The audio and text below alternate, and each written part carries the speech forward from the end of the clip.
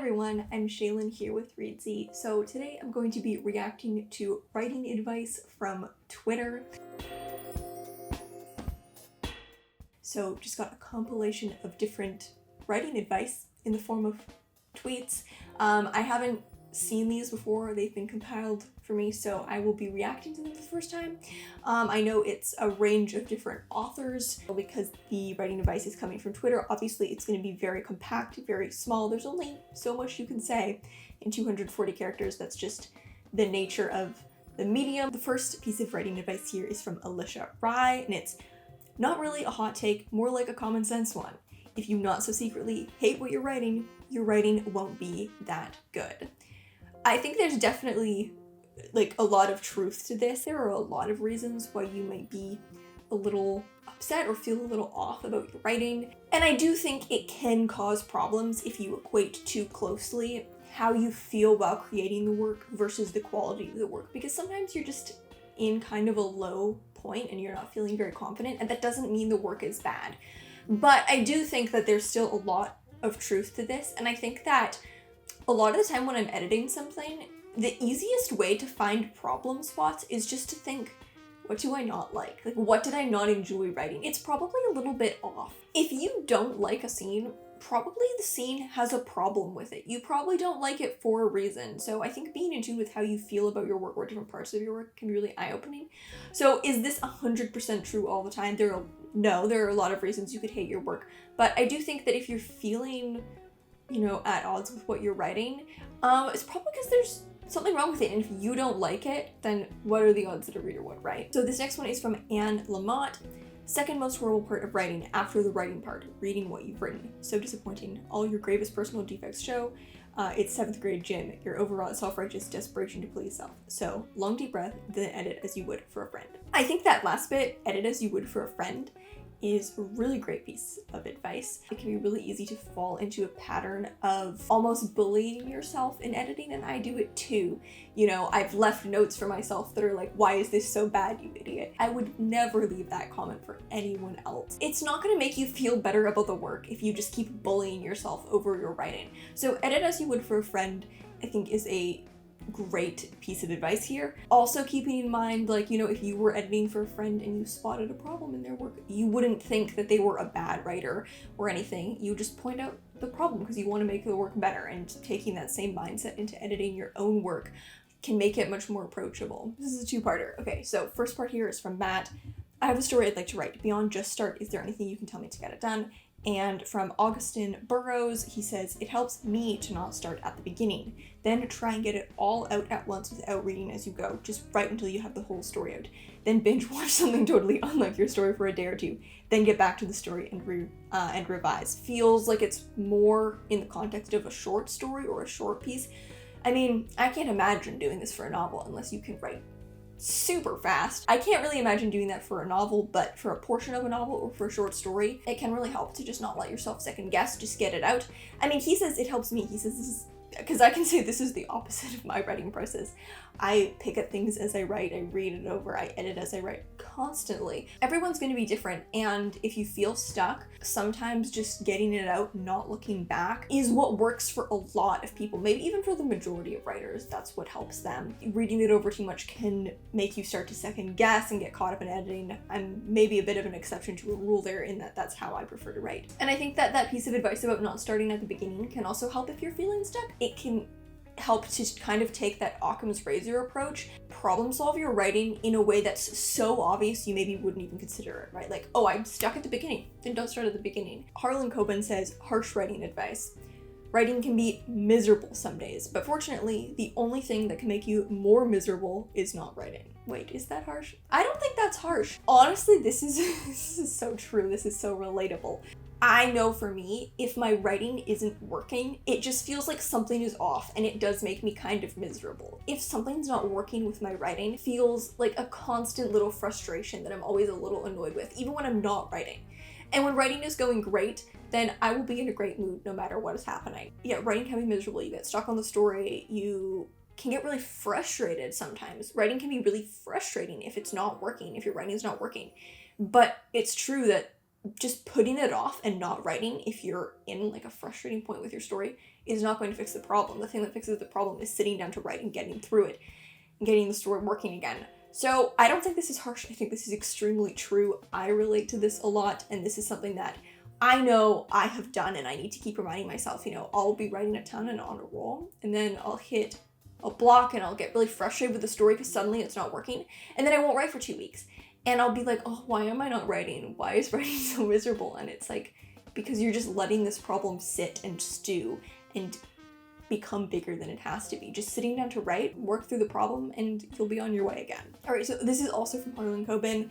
Today's writing tip is more a reminder. If you ask 10 writers how they do it, you'll get 11 different answers. In short, if it helps you produce pages, it's good. If it doesn't help you produce pages, it's bad. Happy Friday, people. Yes, exactly this. There's really no wrong way to write a book as long as you're not plagiarizing anyone. Everyone has their own way of writing. So this is fantastic advice. It's really important to keep in mind if you're consuming a lot of writing advice on the internet to not feel pressured to do a certain thing. If it doesn't work for you, leave it.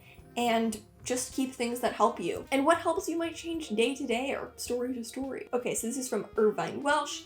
The best thing you can do when the writing gets a bit sticky is put on your pretty orange shoes and take a nice walk. I mean, any shoes you like, I'm sure. This is really true, at least for me. I have to go for a running walk every single day. It's when I feel like I do the most thinking. You might notice that you do your best brainstorming if you're doing like some mundane chore, like, cleaning something, or if you're out for a walk. It really gives your brain time to think. So this is really simple advice. It's really great advice. So this is also from James Clear.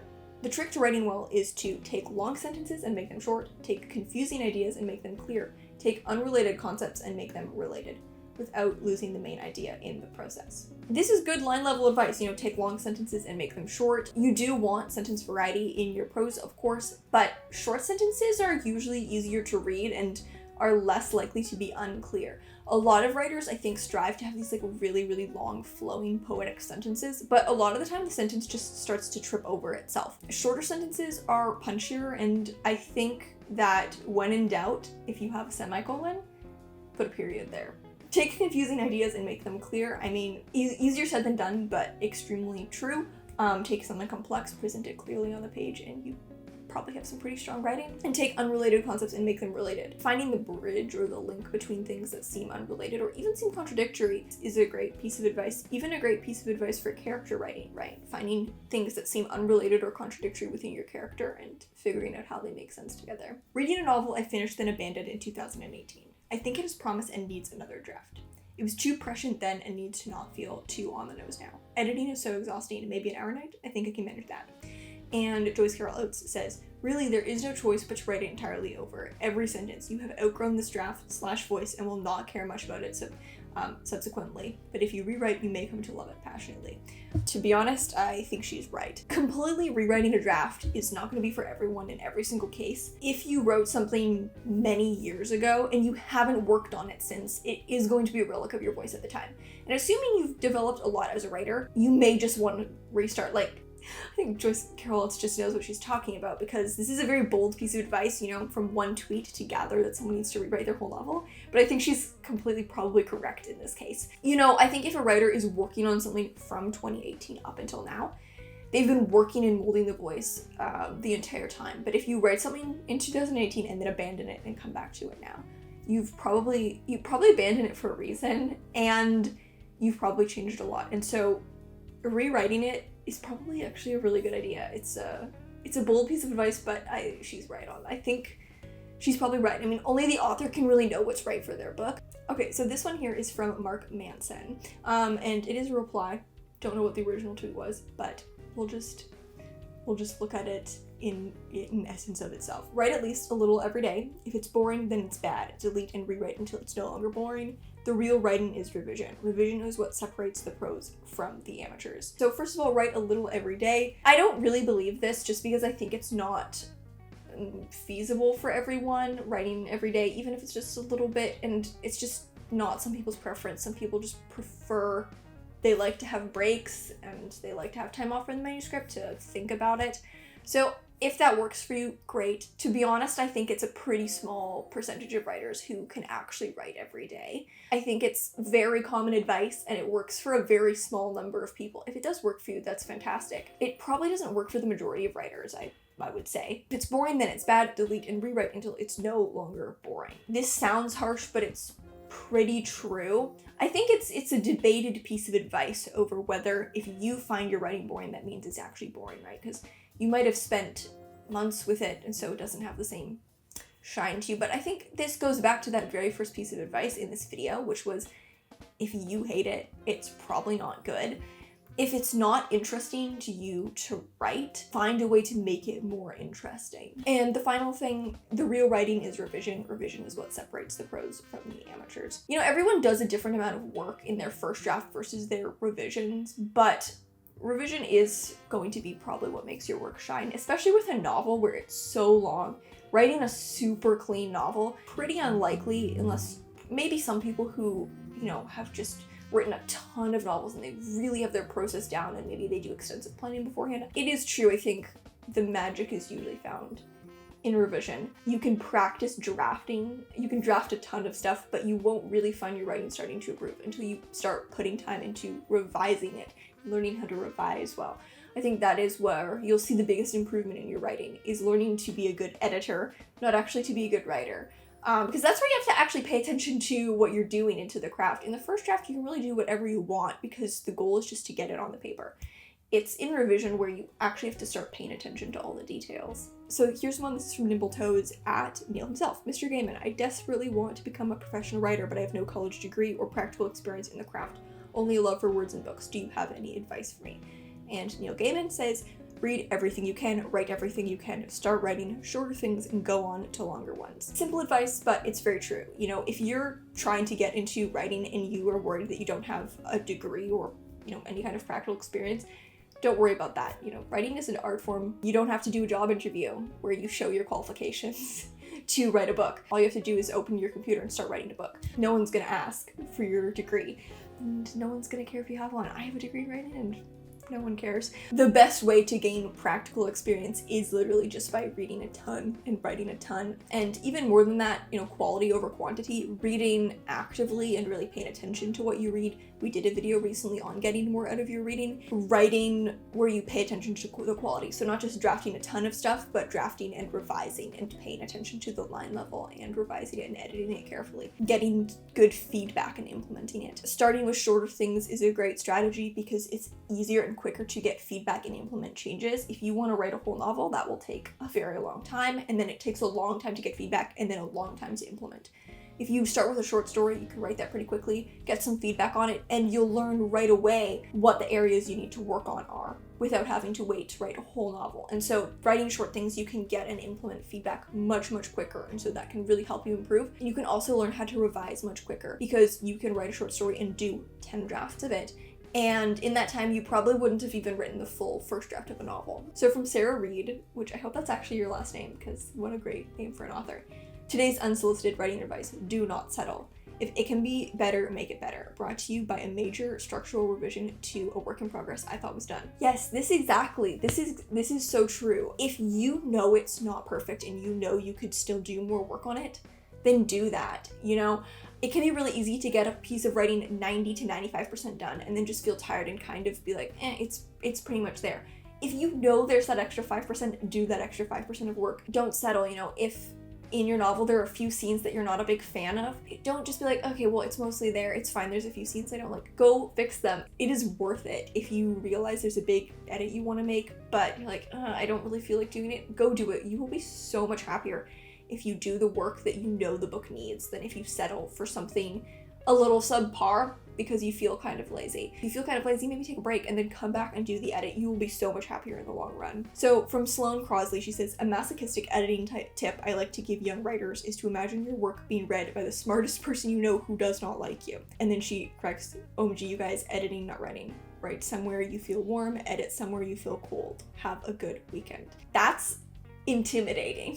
Kind of the opposite of what I said earlier about, you know, edit like you're editing for a friend. This is the opposite take. This is edit as if you were your own enemy, which I guess might work for some people. If that kind of thing motivates you, that sounds really intimidating to me. If it's what motivates you, go for it. So here's one from Stephen King. So Paul Tremblay says, copy edits have arrived for the Pallbearers Club, and I'm reminded that I don't know how to use commas, judging by the 11 explanations of commas usage in the style letter. And Stephen King says, it's simple, throw the style book out. If you hear a pause in your head, the comma goes in. See what I did there? If you don't, you don't. On one hand, in creative writing, grammar is a bit of a suggestion. You should follow punctuation rules fairly closely for your work to be legible. That's the entire goal of grammatical rules, is to make language as clear as legible as possible. And using punctuation incorrectly can lead to clarity issues and can lead to the sentence not being read as intended. But at the same time, sometimes in creative writing, you can play a little fast and loose with things like punctuation and grammar because you're creating a voice. You're going for a certain voice. That voice might be more casual or colloquial and wouldn't actually fit that perfect set of grammatical rules. Would I say throw the style book out, don't pay attention to rules, and just do commas by ear? I would not recommend that. You should still be, where it makes sense, using punctuation correctly, or else you can your sentences won't necessarily read as you want them to read. For me, for example, if I'm just doing commas by ear, which I did for a long time, most of the time it will be correct. Most of the time, 90% of the time, it will be a correct usage of a comma, but then 10% of the time it'll be wrong. It's not necessarily because the sentence is better that way, it's just because I'm not stopping to think about the rule and I'm just going by ear. So I wouldn't recommend doing punctuation only by ear. You can get by with it being mostly correct if you have a good sense of grammar and you write a lot and you read a lot, but I wouldn't say throw the style book out. The style book is there, and a copy editor will be very upset with you someday if you just ignore the style book. Really only break the rules of grammar when it benefits your piece, but I wouldn't just abandon all sense of grammatical rule from the get-go and try to just do it by ear, because you can end up with a lot of errors and sentences not even reading as you'd like. So this is from Susan Orlean. When I'm typing notes for a story, I use a different font for each person or set of notes. For some reason, it helps me remember them better and makes it easier to find them when I have all my notes spread out while I'm writing. Little tricks like this can be really helpful. Anything that you find helps cue your memory or keep things more organized, writing in highlighting things in different colors, whatever way it is, if it works for you, then that's great. And for some people that might be, writing in different fonts. You only need to format your work a standard way once you're actually submitting it, but while you're writing it for yourself, formatting it however makes it best for you to navigate is great. So that was the last one. If you want to tweet us your favorite writing tip, you can do that at Reedsy HQ or leave a comment in the comments of this video. Thank you so much for watching. Remember to subscribe and turn on notifications so you don't miss any new videos from us. We've got new writing, editing, and publishing tips every Friday on this channel. Until next time, bye.